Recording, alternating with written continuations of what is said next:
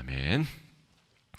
계속해서 우리 사도행전 강해 말씀 살피고 있습니다. 벌써 우리 9번째 시간인데요. 성령께서 이끌어 가시는 이 성령 행전의 놀라운 내용이 여러분 삶 가운데 또 마음판 가운데 바로 새겨지시길 바랍니다. 아나니아 삽비라 이야기 아마 10번, 20번, 수십 번 우리 교회학교 때부터 생각하면 많이 들으셨을 수도 있는데 난생 처음 이 얘기를 듣는다 싶은 마음으로 이 시간 함께 하셔야 또 들을 게 있고 은혜 받을 게 있습니다.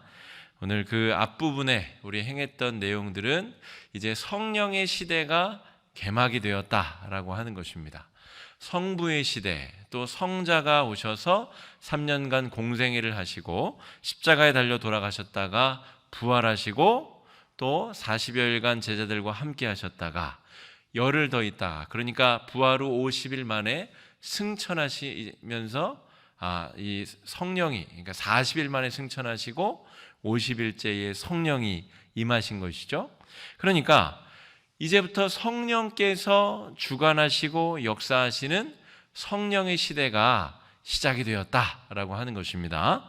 그래서 우리가 2장 말씀에 초대교회의 이 공유재산 공동체, 재산을 공유하고 함께 사랑하고 함께 나눠 쓰고 고난도 함께 당하고 역경도 함께 이겨내고 서로 힘을 합쳐서 믿음 생활을 해나가는 이 공유 재산 공동체를 우리가 또한 살펴보았습니다. 그런데 이 5장에 들어서면서부터 이제 뭔가 조금 오늘 아나니아 삽비라 이야기가 조금 사람이 죽어나가는 어떤 의미에서는 좋은 내용이 아니지만 굉장히 중요한 내용이 아나니아와 삽비라 내용입니다. 사도행전의 이 초반부에 왜 이 초대교회 공동체에서 사람이 죽어나가는 일이 기록되었을까? 누가는 왜 이 일을 중요하게 사도행전의 이 앞부분에 이 일을 기록하였을까? 여러분이 만약에 누가라고 생각을 해보십시오. 성령이 임하셨고 성령 강림의 시대가 시작이 되었고 성령으로 말미암아서 안진뱅이가 일어나고 사도들이 설교하면 수천 명씩 예수를 믿고 돌아오고 예수의 이름으로 세례를 받는 일들이 막 이제 일어나고 있어요. 그런데 이 아나니아와 삽비라 이야기는 오게티처럼 뭔가 이 상황에 맞지 아니하는 불미스러운 일이거든요. 그럼 여러분이 누가라면 빼도 그 얘기를 뺀다고 해서 전체 문맥에 심각한 지장이 있다거나 어려움이 있다거나 그런 것이 아닌데도 불구하고 누가가 아나니아 삽비라 이야기를 굳이 이 앞부분에 기록해 넣고 있다는 말입니다. 이것이 우리가 오늘 이 말씀을 살펴볼 중요한 첫 번째 중요한 주제입니다. 왜 누가는 이 사건을 이 중요한 앞부분에 지금 다 좋은 분위기로 다 잘 진행되는데 이 이야기를 넣어서 시쳇말로 왜 초를 쳤을까라고 하는 것이 우리가 이 말씀을 살펴보는 첫 번째 관점이 중요한 부분이 되어야 하겠습니다. 4장 마지막 부분에 2장에도 나오고 4장 마지막 부분에도 성도들이 자신의 재산을 다 내어놓고 함께 사용하고 함께 어려운 사람들이 많이 가진 사람들의 재산도 먹을 것도 함께 나누어 쓴다고 하는 내용이 4장 뒷부분에 기록되어져 있습니다. 그리고 바나바, 우리 나중에 바울을 사도들에게로 인도해서 소개하는 1차 전도 여행을 바울과 함께 떠나서 아주 복음 전파에 혁혁한 공을 세웠었던 평화의 사람 이 바나바가 4장 마지막 부분에 자신의 재산을 다 이 교회 공동체에 갖다 바칩니다. 땅을 팔아다가 교회 공동체에 헌물하는 것이죠. 그렇게 했었던 이유들을 제가 몇 가지 설명드렸었죠. 핍박이 극심하였다. 핍박이 극심하였기 때문에 그리스도인 초대교회 성도들이 외출이 자유롭지를 않았어요. 외출하였다가 그리스도의 이님이 발각이 되면 이제 핍박과 고난과 모욕을, 또 심지어는 아마 십자가형에 달릴 수도 있는 위험에 처할 수 있었다는 것이죠. 그렇기 때문에 외출이 자유로울 수 없어서 기왕에 재산이 있었던 사람들이 자기 것을 함께 나누었다, 이렇게 말씀드렸고, 두 번째는 임박한 재림 사상, 주님이 곧 오신다. 그러니까 내 재산 5억, 10억, 20억 가지고 있는 것, 주님 오시면 한순간에 아무 소용도 없어지는데, 이왕 그렇게 될 것 지금 교회 공동체 필요한 형제자매들과 함께 나누어 쓰자, 이런 또 분위기가 있었습니다. 세 번째는 주님이 성만찬, 최후의 만찬에 살과 피를 대신하는 떡과 잔을 나눠주시죠. 그러니까 이미 그리스도인 공동체는, 이 초대교회 공동체는 유대인들의 그 혈연 공동체, 이 율법을 준수하는 율법 공동체에서 더 한 걸음 깊숙이 나아간 공동체, 그러므로 진짜 형제 자매가 되었음을 고백하고 또 증거로 드러내기 위한 행동으로 자기 사유재산을 공유재산으로 다 헌물하였다라고 하는 것이죠. 그 와중에 바나바가 땅을 팔아서 교회 공동체에 자신의 재산을 다 헌물로 드렸다는 것이죠. 그런데 아나니아와 삽비라 부부, 아나니아가 남자고 삽비라가 여성입니다. 이 부부가 다들 그렇게 하는 분위기가 되니까 자기도 뭔가 그렇게 해야 되겠는 거예요. 그런데 여기서 위험한 부분이 있죠. 진심으로 우러나와서 해야 되는데, 해야 되겠는 분위기 때문에 하게 되면 이런 문제가 생긴다는 것입니다. 아나니아 삽비라의 마음으로 오늘 돌아가서 오늘 사건을 조명해 봐야 오늘 사건의 본질을 우리가 제대로 잘 이해할 수가 있습니다. 자, 바나바의 경우는 자기 땅을 팔아가지고 헌물했다고 말씀드렸죠. 그런데 여러분, 제가 이렇게 부가적으로 드리는 설명들을 잘 귀담아 들으셔야 됩니다. 왜냐하면 우리 지금 대한민국 사람들이 땅을 팔고 사듯이 그렇게 땅을 사고 파는 것이 아닙니다. 유대인들은 지금 교회에 지금 돈이 필요하니까 우리 집 팔아가지고 조금 작은 집으로 옮겨서 남은 돈을 헌금해야 되겠다, 이런 게 아닙니다. 유대인들에게 있어서 자기 땅을 팔고 자기 집을 판다는 것은 어떤 의미가 있냐면, 진짜 죽기 직전에, 진짜 먹을 것이 없어서 죽기 직전에 자기 땅과 집을 그제서야 팔 수 있습니다. 왜냐하면 유대인들에게 있어서는 땅은 소유가 하나님의 것이에요. 소유가 하나님의 것이고 조상 대대로 하나님에게서 빌려 살고 빌려 쓰면서 농사 짓는 땅이기 때문에 이건 자기 것이 아니에요. 그렇기 때문에 이것을 판다라고 하는 것은 우리 룻의 이 시어머니인 나오미가 또 그 남편이 가뭄이 들어서 정말 먹고 살 게 없어서 땅을 팔고 모압으로 이주하는 것처럼 죽기 직전에야 땅을 팔 수 있는 것이죠. 그런 문화 속에서 바나바가 죽을 상황도 아닌데 자신의 땅을 팔아가지고 교회에 헌물했다는 것은 무슨 의미가 있냐면, 완전히 그리스도의 사람으로 다시금 새로운 인생을 살겠다. 나는 더 이상 유대인이 아니다. 나는 그리스도의 보혈로 거듭난 사람이다 라고 하는 것을 대내외적으로 완전히 드러내는 사건입니다. 그러니까 여러분, 여기서 지금 초대교회 공동체에서 성도들이 재산을 팔아서 교회에 내놓는 것은 자신이 예수와 함께 이제 완전히 나는 죽는다, 나는 율법을 지키는 유대인으로서가 아니라 예수의 사람으로 살기로 작정하고 결단한다고 하는 정말 중요한 결단으로 행하는 행동이라는 것이죠. 그런데 아나니아와 삽비라는 그러한 어떤 완전히 자신의 삶을 다 헌신하는 듯한, 그리스도인으로서 살아가는 듯한 그런 이미지는 얻고 싶은데 뭔가 마음에 확신이 없는 거예요. 지금 우리가 그동안 평생 우리 조상들 수십 대를 거쳐서 출애굽 이후부터 우리 조상들이 믿어왔었던 우리 야훼 여호와 하나님의 그 믿음이 맞는지, 이 50일 전에 죽었다가 부활한 이 예수라는 사람을 믿는 것이 맞는지, 이 예수가 그럼 부활했으면 우리와 함께 있어야 되는데 하늘로 슉 올라가 버리고 성령이 임했다고 하는데, 이 아마 아나니아와 삽비라도 성령을 받았겠죠. 성령이 내 안에 있다고 하는데 도무지가 이게 뭐가 뭔지를 모르겠는 거죠. 그래서 전 재산을 다 하나님께 드리고 완전히 변화된 사람으로 헌신하기에는 미심쩍은 거예요. 그래서 땅 판 돈을 일부는 숨기고 일부는 내가 완전히 변화된 그리스도인인 것처럼 하기 위해서 교회에 내놨다는 것이죠. 여러분, 2절 말씀 한번 읽어보겠습니다. 11장 2절입니다. 시작. 그 값에서 얼마를 감추매 그 아내도 알더라.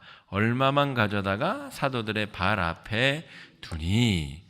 그러니까 이 말만 보면 한 90%를 내고 10%를 숨겼다는 말인지, 40%를 내고 60%를 숨겼다는 말인지 알 수가 없어요. 과반수 이상을 냈다는 건지 과반수 이상을 숨겼다는 건지 알 수가 없어요. 그러니까 이들의 지금 신앙의 상태가 어떤 상태이냐, 여러분, 이게 아나니아 삽비라 사건을 바라보는 핵심적인 내용입니다. 그러니까 이들의 마음은 지금 예수의 십자가와 부활과 성령 강림에 완전히 자신의 삶을 100% 드릴 수 없는 상태. 믿는 것도 아니고 안 믿는 것도 아니고 믿어지는 것도 아니고 안 믿어지는 것도 아닌 어물쩡한 상태, 양다리 거친 상태, 그 애매한 상태가 아나니아와 삽비라의 상태이다. 여러분, 이러한 상태를 제가 다른 설교에서도 누차례 수차례 설교로 말씀드린 적이 있습니다. 우상 숭배의 상태가 다 이러한 상태입니다. 우상 숭배는 하나님을 안 믿는 상태가 아닙니다. 하나님을 안 믿는 상태는 이방인의 상태라고 그래요, 성경에서는. 그거는 이방인이에요. 아예 논의거리에 쳐주지도 않는 상태가 이방인의 상태. 근데 우상 숭배의 상태는 하나님을 믿어요. 주일날 예배를 드리고 헌금도 드리고 봉사도 해요. 그런데 그 마음이 전부가 하나님의 것이 아닌 상태. 여러분, 이 말씀을 두렵고 떨림으로 받으셔야 됩니다.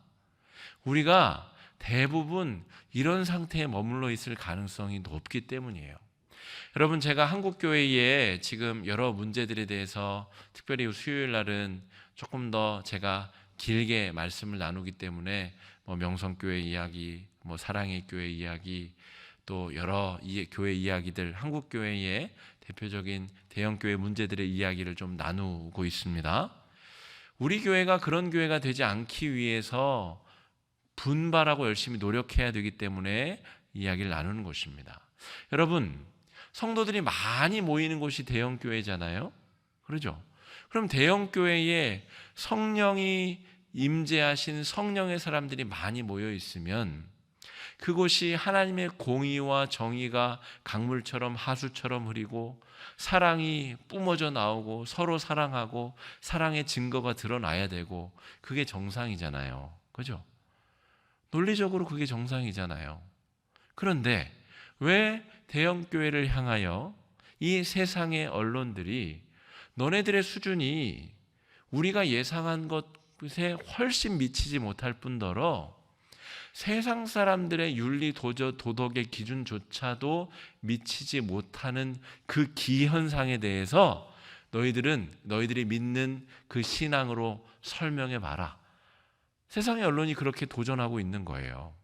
그런데 그게 사실이 아니면 정말 좋겠는데 언론들이 보도하는 사실들이 대부분 사실입니다. 물론 좀 과도하게 잘못된 보도를 하는 부분도 있으나 지금 명성교회나 이 사랑의 교회 사태는 거의 100% 사실입니다.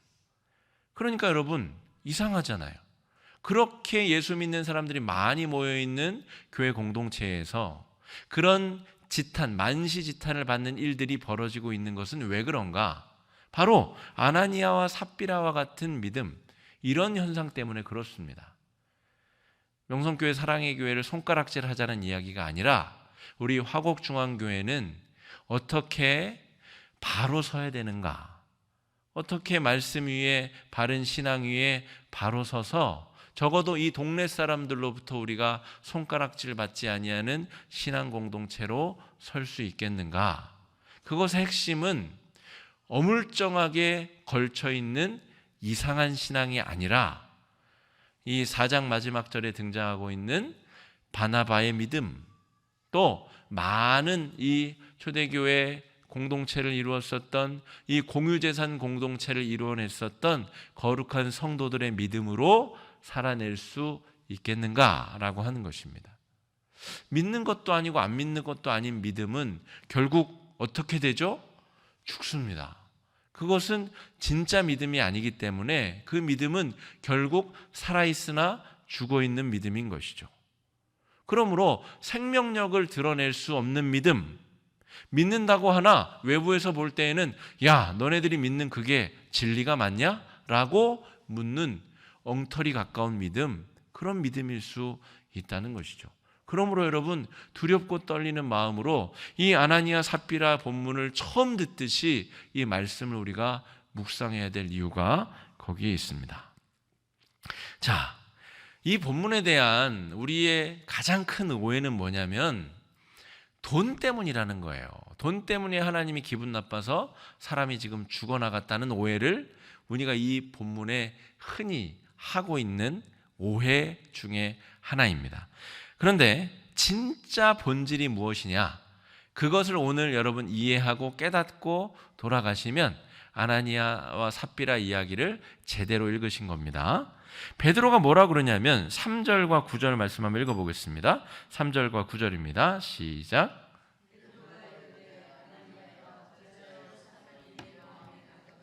내가 성령을 속이고 땅값 얼마를 감추었느냐?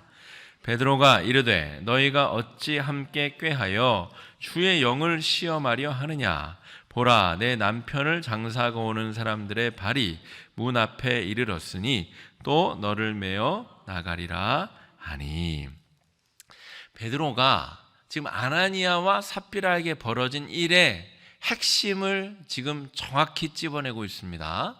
돈을 조금 바쳐서 지금 그랬다는 게 아니에요. 지금 재산 중에서 절반을 감추었기 때문에 죽은 게 아니라는 말입니다. 베드로가 그러죠. 야, 원래 그거 네 거였는데 너 그걸 왜 그냥 차라리 바치지를 말지, 아니면 절반만 바친다고 하지, 왜 다 바친다고 하고 나서 절반, 일부만 바쳤느냐, 이 말입니다. 그러니까 돈 때문에 지금 이들이 죽은 게 아니라는 것을 마음판에 새기고 돌아가셔야 됩니다. 돈 때문에 죽은 게 아니에요. 돈을 조금 내가지고 죽은 게 아니란 말입니다. 하나님이 그러면 왜 그 무지랭이 어부들, 가난한 사람들, 창녀들, 왜 그런 사람들 예수 믿게 했어요? 돈 많은 부자들, 현대, 삼성, 저 SK 대기업 회장들 몇 사람만 예수 믿으면 하나님이 더 많은 재산 받으실 수 있는데 왜 이 무지랭이 가난한 사람들 예수 믿게 하고 성령 주셔서 그 사람들의 지금 그 없는 돈 다 지금 모아서, 지금 하나님의 관심은 돈에 있는 게 아니란 말입니다. 네, 우리 아이들이 싸우고 있네요. 네, 괜찮습니다. 예, 관심 어디까지 했죠? 중요한 포인트는 돈 때문이 아니라는 겁니다. 여러분, 교회 공동체는 돈으로 굴러가는 곳이 아니에요. 예? 이게 아주 중요한 포인트입니다.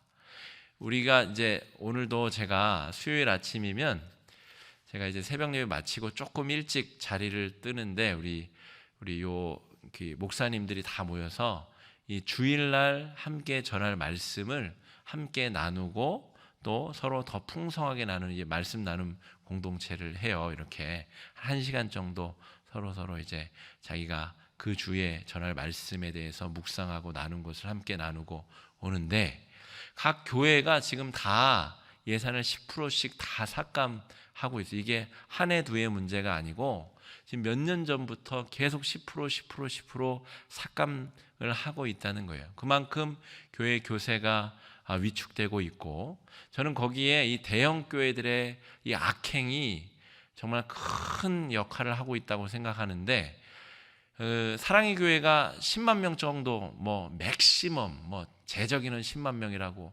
쳐도 그 명성교회 10만 명 때문에 그 일 이후로 지금까지 우리 통합 측 교단에서 수십만 명이 교회를 떠났습니다. 아무 이유 없이 조용히. 그러니까 지금 이 대형 교회 그 한 교회 지금 논리를 지금 지켜주다가 지금 작은 교회, 개척교회, 지금 전도의 문이 계속 막히고 있는 거예요. 그러니까 교회는 교회대로 예산을 감축하여 지금 줄일 수밖에 없는, 경제는 경제대로 어렵고 성도 수는 줄고 있고. 여러분, 그런다고 교회가 위축되면 되겠습니까? 아닙니다. 교회에 재정이 줄어들면 재정이 줄어든 만큼 거기에 합당하게 움직이고 활동하고 하나님 앞에 바로 서면 되는 것이죠. 그러니까 여러분, 우리 재직회 모일 때에도 재정이 줄었어요, 헌금이 줄었어요, 그럼 거기에 여러분 교회의 명운이 달린 것처럼 그렇게 생각하는 순간 아나니아와 삽비라 믿음으로 전락하는 겁니다. 우리의 믿음은 재정 얼마에 달려있는 것이 아니에요. 그러면 헌금 많이 내실 수 있는 몇 분이 교회 등록해서 다니시면 우리 마음이 든든해져야 됩니까? 그런 거 아닙니다. 아나니아와 삽비라와 같은 잘못된 믿음으로 서 있으면 아무리 재정이 차고 넘치고 빚이 없고 돈이 차고 넘쳐도 그 교회는 살았으나 죽은 교회입니다. 바른 믿음으로 서 있으면 재정이 쪼들리고 떡 한 조각 나눠 먹을 여력이 없어도 하나님께서 함께 해주시고 붙들어 주시면 그 교회는 죽어있는 것처럼 보여 있으나 살아있는 교회이고 생명력 넘치는 교회입니다. 지금 이 말씀을 드리려는 바가 아니고, 어쨌든 돈 때문에 이들이 죽은 바가 아니라는 것이죠. 뭐 때문에 죽었냐면 성령을 속였다. 돈 때문에 죽은 게 아닙니다, 여러분. 지금 돈을 감춘 것 때문에 죽은 것이 아닙니다. 성령을 속인 거예요. 나는 온전히 주님의 것입니다 라고 거짓말을 쳐놓고는 온전히 주님의 것이 아닌 상태였기 때문에 죽었다는 말입니다. 이것을 잘 기억하셔야 됩니다. 이제부터는 제가 이렇게 된 상황에 대한 배경 설명을 좀 드리겠습니다. 지금 우리의 관점으로는 이 당시에 아나니아와 삽비라가 왜 그랬는지 정확히 이해하기가 어렵기 때문에 보충 설명이 좀 필요합니다. 자, 로마서에 보면 로마서는 복음이란 무엇인가를 아주 압축적으로 정밀한 논리로 바울이 기록한 책이 로마서죠. 그것을 또 다이제스트한 게 갈라디아서입니다. 그런데 로마서에 보면 9장, 10장, 11장에 이 유대인들의 구원의 문제를 다루고 있어요. 자기 동족의 구원의 문제. 바울은 본래 이방인의 사도로 부름을 받았으나 동족의 구원의 문제도 너무너무 중요한 문제인 것이죠. 그런데 왜 유대인 너희들이 구원을 못 받는지를 아냐? 라고 이 9장, 10장, 11장의 로마서를 기록하면서 바울이 너희들이 예수 그리스도를 하나님으로 인정하지 못했기 때문이라는 이야기를 쫙 적습니다. 자, 로마서 10장 9절 10절 이 메모만 해두시고요. 한번 찾아보시겠습니까? 예, 찾아보시죠. 사도행전이니까 사도 로마 바로 다음 책 로마서 10장 9절로 10절. 아나니아 삽비라를 이해하기 위해서는 이 로마서 10장 9절 10절을 먼저 이해를 해야 됩니다. 자, 로마서 10장 9절 10절 한번 읽어보겠습니다. 한 목소리로 읽기. 내 입으로 예수를 주로 시인하며 또 하나님께서 그를 죽은 자 가운데서 살리신 것을 내 마음에 믿으면 구원을 받으리라. 사람이 마음으로 믿어 의에 이르고 입으로 시인하여 구원에 이르느니라. 왜 유대인들이 구원을 못 받았냐면 예수님을 하나님으로 인정할 수 없었다는 것이죠. 인정하지 않았다가 아니라 인정할 수 없었던 것입니다. 여러분, 세종대왕이 한글을 만들 때 얼마나 어려웠는지 아십니까? 왜냐하면 이 조선 왕조가 시작된 근간이 이 유교 사상에 있었기 때문에 유교 사상은 대대로 이 한자 문화권 그리고 한자로 이루어진 경전에 대한 중요성, 그런데 그 중요한 것을 이 새로 만든 이 엉터리 문자로, 그래서 그 유교적 지식을 이 평민들과 공유한다는 것, 그것 자체가 얼마나 불경스러운 일인가. 그래서 세종이 한글 창제하는 것을 그렇게 반대했다는 것이죠. 무슨 말이냐면 유대인들은 지금 이 아브라함 시대부터 시작하여서 수천 년간 여호와 하나님의 임재와 선택받은 민족의 자긍심으로 지금까지 살아왔는데, 홍해를 가르고 이 출애굽시키신 하나님, 성막을 통해서 말씀해 주신 하나님, 불기둥과 구름기둥으로 함께 해주신 하나님, 그 구약의 하나님이 인간의 몸으로 우리 가운데 왔다. 이거는 받아들일 수가 없는 겁니다. 그들의 이 배경적인 이 상황에 대한 이해 없이는 유대인들이 왜 예수를 믿기 어려운가 우리는 잘 이해하거나 헤아리기 어렵습니다. 유대인들은 사람인 예수를, 나사렛 목수의 아들 예수를 하나님의 아들 메시아로 받아들이기가 너무너무 어려운 거예요. 예수를 받아들이기도 어려운데 예수가 십자가에 달려서 흉측한 이 나무에 달려서 죽고 부활하였고, 지금 이 시대는 예수님은 이미 승천하셨고 성령께서 오신 상태입니다. 그런데 성령이 성부 하나님과 같은 분이라는 거예요. 이거는 믿기가 더 어려운 거죠. 아나니아와 삽비라가 왜 지금 이런 행동을 하고 있냐면 그들의 이 생각의 관성, 삶의 관성, 종교적 관성이 성령님을 하나님으로 믿고 받아들이기 너무너무 어려운 조건과 상황이기 때문에 그들이 지금 이 성령의 시대를 감당하고 받아들이기가 어려운 것입니다. 그래서 다시 유대교로 돌아가야 되나? 한쪽 발은 유대교 쪽에 발을 두고 한쪽 발은 그냥 이쪽이 그래도 뭐가 있는 것 같은데 라고 지금 어정쩡하게 걸쳐 있는 상태다라고 하는 것이죠. 조금 더 보충 설명을 드리겠습니다. 유대인들에게 있어서 영이라고 하는 것은 무엇이냐? 여러분, 유대교 중에서도 바리새파와 이 사두개파는 이 천사를 인정하느냐 인정하지 않느냐, 이 사후세계를 인정하느냐 인정하지 않느냐, 완전히 관점이 다릅니다. 그런데 둘 다 유대교인입니다. 그러니까 유대교 안에서도 여러 분파들이 존재하고 각각 다른 믿음들이 존재한다는 것이죠. 게다가 오늘 성령 할 때 이 영, 눈에 보이지 아니하는 이 영은 유대인들에게서는 굉장히 부정적인 것입니다. 그러니까 이 아나니아 삽비라가 여러분 굉장히 이상하고 나쁜 사람들이 아니라, 이 사람들이, 이 아나니아와 삽비라가 오히려 그 당시에 보편적인 사람들이고, 이 바나바와 같은 사람들, 이 성령을 받은 120 문도가 오히려 굉장히 이상하고 독특한 사람들이지, 아나니아와 삽비라는 그 당시에 굉장히 일반적일 수 있는 사람들, 우리처럼 연약한 믿음과 신앙을 가지고 있는 사람들. 그러니까 여러분, 우리가 아나니아와 삽비라에게 손가락질 할 수 없는 거죠.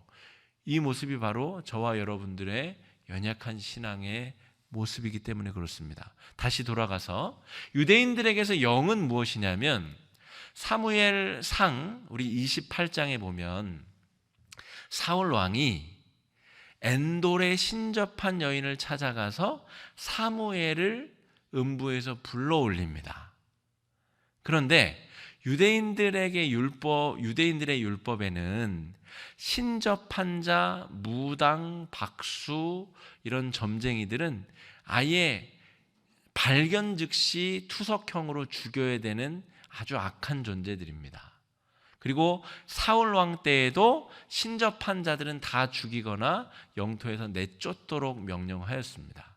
그런데 사울 왕이 자기가 위기에 빠지니까 수소문해가지고 어디 한 명 남아있는 신접한 여인을 만난 거죠. 그래서 우리가 흔히 생각하듯이 이 무당이 이 굿하면서 눈이 확 뒤집혀가지고 다른 영에 휩싸이는 것처럼 그렇게 확 횟가닥 뒤집혀서 그 사무엘의 역할을 대신하는, 영에 신접하여서 사무엘의 말로 대답하는 이런 식의, 그러니까 유대인들에게 있어서 영이라고 하는 존재는 굉장히 불경하고 굉장히 좋지 않은, 게다가 그 영이 사람의 몸에 임하였다는 것은 유대인의 율법으로 볼 때는 받아들이기가 너무너무 쉽지 않은 그런 상황이라는 것이죠.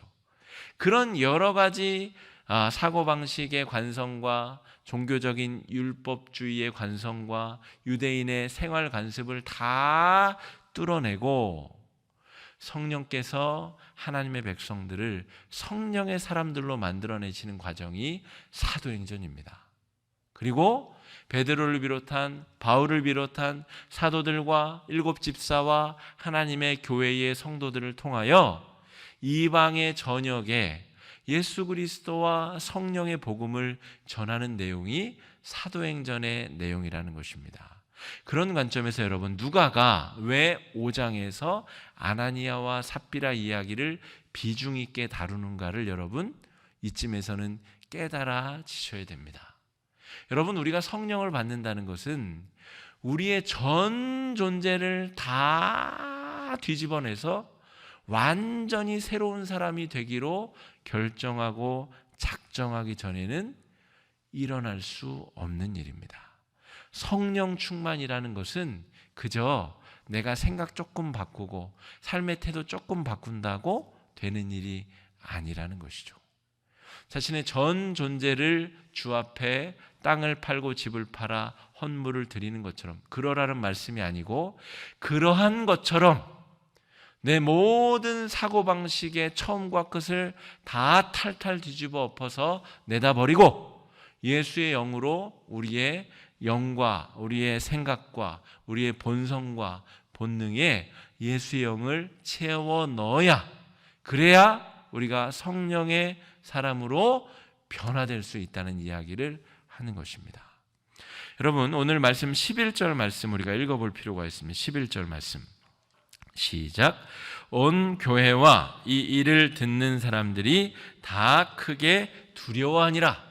이 아나니아와 삽비라 사건 이후에 이 성도들의 태도가 어떻게 바뀌었냐면, 성령 하나님이 야훼 하나님, 성부 하나님과 같은 분이시다라고 하는 두려움을 얻게 되었습니다. 여러분, 성부 하나님, 천지를 창조하신 그 하나님, 천지를 창조하실 때에 성자 예수님, 성령 하나님이 함께 계셨다는 사실이 깨달아졌다는 것이죠. 그리고 성막 위에, 저 거룩하고 위대한 성전 안에 하나님의 언약궤 위에 하나님은 거기만 계시는 줄 알았는데, 이 나의 더럽고 추악하고 이 아주 더러운 내 마음에 하나님이 들어오셔서 주인이 되셨다는 것이 이제야 비로소 믿어지게 되었다는 것입니다. 그래서 다 사람들이 크게 두려워하였다. 여러분, 유대인에게 있어서 성부 하나님은 여러분 어떤 존재입니까? 성막, 우리 출애굽기, 레위기, 민수기, 신명기 우리가 쭉 새벽 말씀을 통해 살펴봤죠. 그 하나님은 정말 두려운 분입니다. 호렙산에 이 허락 없이 호렙산에 발만 들여도 죽고, 하나님을 감히 내가 하나님과 대면하여 말을 한다? 하나님과 내가 말을 섞는다? 이거는 애초에 불가능한 일이고, 모세 정도의 영역이 돼야 하나님과 대면하여 말을 섞을 수 있는, 우리 신명기 34장 모세가 죽을 때 그렇게 하나님 말씀하시죠. 이는 나와 대화하던 자다. 나와 말을 섞을 수 있는 유일한 사람이었다. 그런데 이제 우리 모두가 성령이 임하신 이후로 우리가 모세처럼 하나님과 대면하여 이야기를 나누고 하나님과 농담을 주고받고, 하나님 요 쪽파를 살까요 말까요? 그것조차도 성령께 물을 수 있는 놀라운 특권과 축복을 하나님의 백성들이 얻게 되었다는 것이죠. 여러분, 이거는 당시의 이 유대인들로서는 섣불리 받아들이기가 너무너무 어려운 것입니다. 그런데 아나니아와 삽비라가 성령을 속이려다가 죽은 이 사건을 통하여서 많은 사람들이 성령 하나님이 우리가 율법 시대에 섬겼었던 그 고대의 율법의 하나님, 야훼의 하나님, 천지를 지으신 하나님, 성전 위에 성막 위에 계시던 그 하나님, 그 하나님과 같은 분이시구나 라고 하는 것을 깨닫게 되었다는 말입니다. 여기서 두려워하였다는 것은 내 안에 이미 임하신 성령 하나님이 천지를 지으신 하나님과 같은 분이라는 것이 깨달아졌단 말입니다. 그분을 어떻게 속일 수 있겠습니까?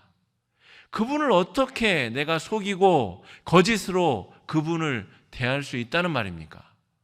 그게 불가능하다는 것이 깨달아졌기 때문에 두려워 지금 벌벌벌 떨고 있다는 말입니다. 그러면 그 성령께서 우리를 막 조종하시고 정기 고문하시고 자기 뜻대로 안 하면 그렇게 하시는 구약의 하나님이냐? 야, 너 나를 보면 너 죽는다. 너 나랑 말도 못 섞는다. 그렇게 말씀하셨던 하나님이냐? 그렇지 않다는 것이죠. 우리 요한복음 14장에 시간이 없어서 여러분 찾지 마시고 14장 25절, 26절, 27절 제가 읽어드리겠습니다. 내가 아직 너희와 함께 있어서 이 말을 너희에게 하였거니와 보혜사 곧 아버지께서 내 이름으로 보내실 성령 그가 너희에게 모든 것을 가르치고 내가 너희에게 말한 모든 것을 생각나게 하리라. 평안을 너희에게 끼치노니 곧 나의 평안을 너희에게 주노라. 내가 너희에게 주는 것은 세상이 주는 것과 같지 아니하니라. 너희는 마음에 근심하지도 말고 두려워하지도 말라. 성령이 제대로 임한 사람은 두려움이 사라지게 됩니다. 죽음의 두려움조차도 사라지게 됩니다.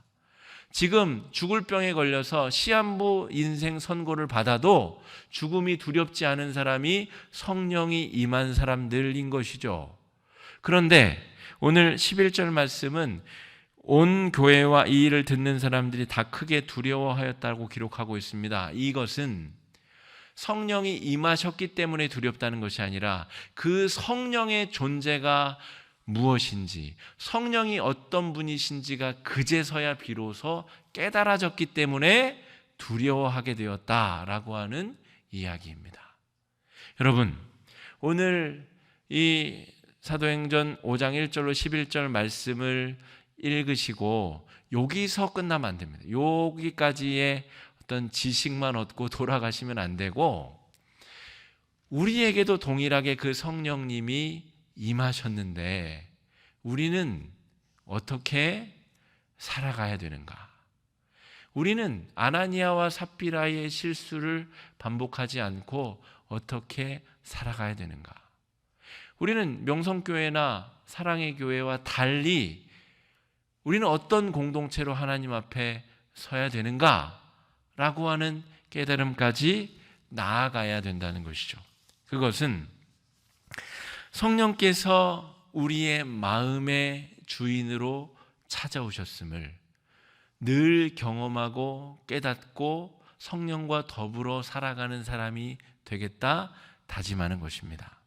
여러분, 이것은 여러분 재산을 팔고 집을 팔고 땅을 팔아서 교회에 헌금하는 것보다 100배는 더 어려운 일입니다.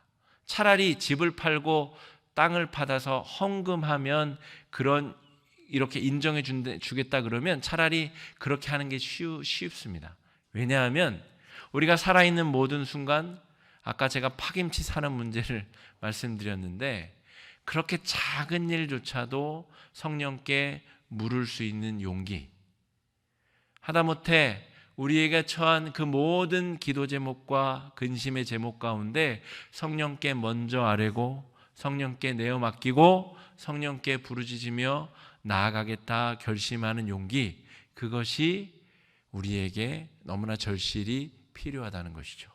그런데 여러분 잘 돌아보십시오. 어저께 우리가 어떻게 살았나? 지난주 한 달 전에 우리가 1년 전에도 예수 믿고 2년 전에도 예수 믿었는데 그때와 지금하고 뭐가 다른지 여러분 생각해 보십시오. 근심거리가 닥치면 하나님이 먼저 떠오르는 것이 아니라 내가 알고 있는 방법, 내가 생각하는 해결책, 내가 원하는, 내가 되었으면 좋겠는 방법, 여러분 우리가 먼저 그것부터 생각하고 내 방법 다 해보다가 안 되면 그제서야 기도하지 않습니까? 성령님 어디 가셨습니까? 성령님이 우리 마음의 주인이시기는 한 겁니까? 우리가 아나니아와 삽비라를 통하여 이 시간에 은혜를 받는다는 것은 성령이 정말로 내 마음의 주인이신데 정말로 그분이 내 마음의 삶의 주인이 되시도록 우리가 허용하고 우리가 그분께 주권을 드리고 그분께 주권을 내어 맡기고 그렇게 살아가겠느냐? 우리가 그렇게 결단하며 결심하며 오늘은 실패했더라도 내일은 그런 마음으로 살아가겠다 결심하며 살아가는 것을 말합니다. 그런 사람이 성령의 사람이고 성령이 주권적으로 역사하시는 사람이고 성령님이 쓰시는 사람, 성령님이 행하시는 사람입니다. 여러분 제가 아까 땅 팔고 집 하는 게 더 쉽다고 말씀드렸죠. 형제 자매, 우리 교회 집사님, 권사님이 미워 죽겠는 사람이 있어요. 그런데 성령은 또 내 마음의 주인이세요. 이 갈등을 어떻게 해결할 거예요? 그래서 어려운 거예요.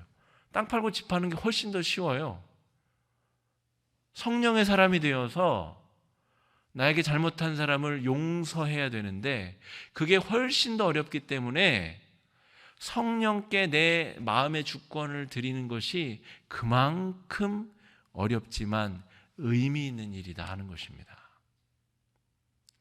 우리가 어려움이 처했을 때 잘 모르겠는 건 묻는 건 쉽죠. 그러나 정말 성령이 내 안에서 행하시는 은혜를 깨닫게 하시는 것은 용서하고 사랑하고 섬기는 일인데 그렇게까지 나아가려면 더 많이 성령께 무릎 꿇고 성령께 의지하고 성령께 믿음으로 나아가야 됩니다.